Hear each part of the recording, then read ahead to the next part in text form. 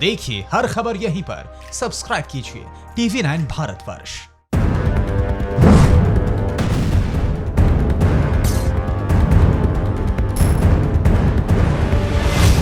बुंदेलखंड का वीरप्पन ददुआ, वो डाकू जिसकी तलाश में सरकार के 100 करोड़ रुपए खर्च हुए थे। ददुआ ने 200 से ज्यादा कत्ल किए थे। यूपी पुलिस ने ददुआ पर 10 लाख रुपए का इनाम रखा था। साल 2007 में चित्रकूट के जंगल में यूपी एसटीएफ के साथ हुए एनकाउंटर में ददुआ मारा गया। 1970 के दशक में शिव कुमार पटेल उर्फ ददुआ के नाम की चंबल की बीहड़ों में दहशत हुआ करती थी। ददुआ का आतंक इतना था कि अगर किसी को मुखिया, विधायक और सांसद का चुनाव लड़ना हो और ददुआ का समर्थन हासिल करना हो तो उसको मोटी रकम चुकानी पड़ती। कुछ लोग उसे बदमाश कहते हैं तो कुछ उसे गरीबों का मददगार बताते हैं। 10 से ज्यादा विधानसभाओं पर उसका दबदबा था। कहा जाता है कि ददुआ ने अपने पिता की हत्या का बदला लेने के लिए हथियार उठाए थे और उसके बाद 1982 में डकैतों का अपना गिरोह बनाया था। और 1986 में एक साथी की हत्या के बाद उसने बदले में 9 लोगों की गोली मारकर हत्या कर दी थी।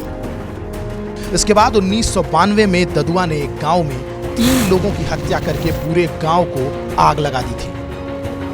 ददुआ पहले बसपा को समर्थन करता था, बाद में उसने सपा का दामन थाम लिया। इस बात पर ददुआ के इलाके में विधायक और मायावती सरकार के मंत्री दद्दू प्रसाद से अनबन भी हो गई थी। 2007 में ददुआ को खत्म करने की योजना बनाई गई। यूपी एसटीएफ को ददुआ के खात्मे की जिम्मेदारी सौंपी गई। एसटीएफ के एसपी अमिताभ यश के नेतृत्व में पुलिस की टीम कई महीनों तक चित्रकूट के जंगलों में तलाशी अभियान करती रही। लंबी जद्दोजहद के बाद ददुआ को ट्रेस किया गया। एसटीएफ ने ददुआ गिरोह को घेर लिया। दोनों ओर से गोलीबारी हुई। ददुआ के अलावा उसके 5 और साथी भी इनकाउंटर में मारे गए। ददुआ की मौत के बाद उसके भाई बाल कुमार पटेल 2009 में मिर्जापुर से समाजवादी के टिकट पर सांसद बने और 2012 में ददुआ के बेटे बीर पटेल ने चित्रकूट से विधानसभा का चुनाव जीत लिया। फतेहपुर के नरसिंहपुर कबरहा गांव में ददुआ की मूर्ति भी लगाई गई है। ददुआ के एनकाउंटर के बाद चित्रकूट में तरह तरह की कहानियां बन गई हैं। कुछ लोग कहते हैं कि जंगल में बारूद बिछाकर उसको मारा गया और कुछ लोग ये भी कहते हैं कि उसके टिफिन में बम भिजवाकर उसको मारा गया।